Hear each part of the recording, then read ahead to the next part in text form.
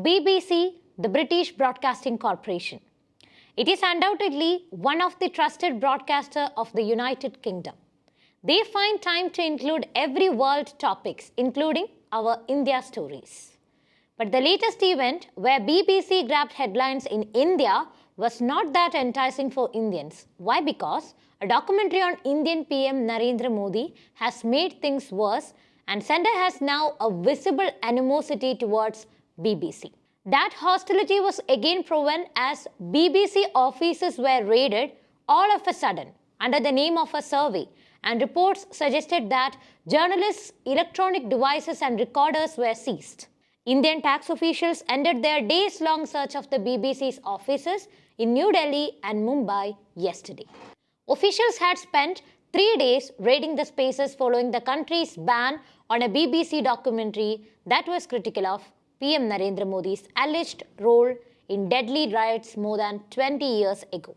So what really is happening with BBC in India, and how BBC has functioned throughout the past years? That is the journey of BBC in India. 2 times, that is between 1970 and 1972.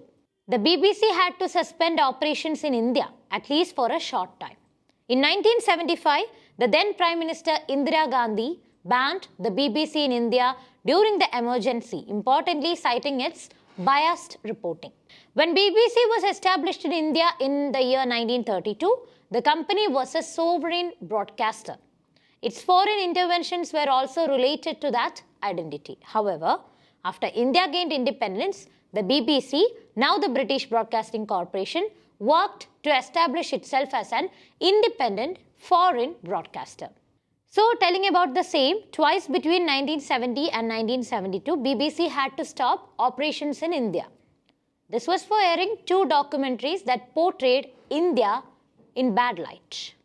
This was repeated in 1975 when the Prime Minister Indira Gandhi was sacked during the emergency. In April 2017, the government banned the BBC from filming in the country's national parks and wildlife sanctuaries. The action was for irreparable damage to the reputation of India. A 5-year ban was imposed on filming for BBC documentaries as well as news reports. The National Tiger Conservation Authority had criticized the BBC for reporting totally false topics and recommended that South Asia correspondent Justin Rowlett be blacklisted. It was in the name of a documentary again that highlighted the government's cruel anti-poaching strategy for Assam's Kaziranga Tiger Reserve. Now, after airing 2 documentaries on Prime Minister Narendra Modi's role in the 2002 Gujarat riots, the issue with the federal government is not unusual for the BBC. On Tuesday, the income tax authorities conducted a survey at the BBC offices. Beginning its operations in 1932 with an English language radio service, BBC has over the decades of its existence in the country become a full-fledged news broadcaster offering content not only in English and Hindi but also in several regional languages, which includes Bengali, Nepali, Tamil, Gujarati, Marathi, Punjabi and Telugu languages.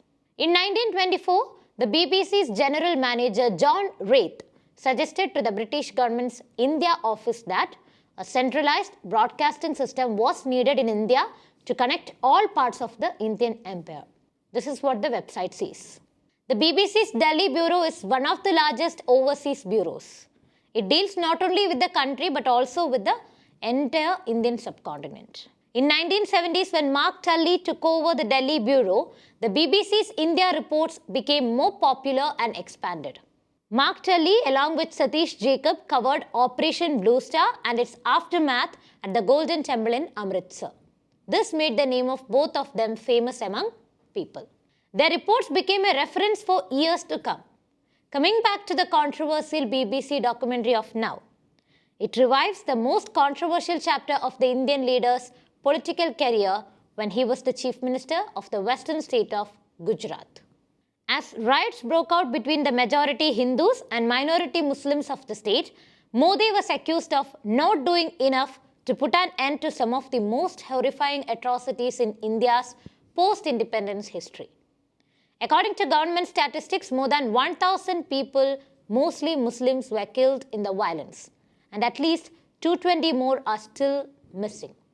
Modi has refuted the claims that he did not manage to end the violence. The Indian Supreme Court's special inquiry team was not able to find any evidence that pointed to him as the culprit in 2012.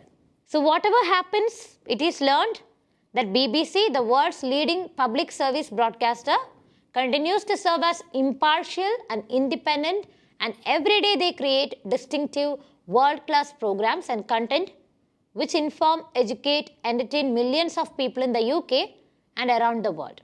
So if it was a planned attack by sender to the BBC, media houses be prepared for such disguised attacks if you are questioning center, their power or any political leader.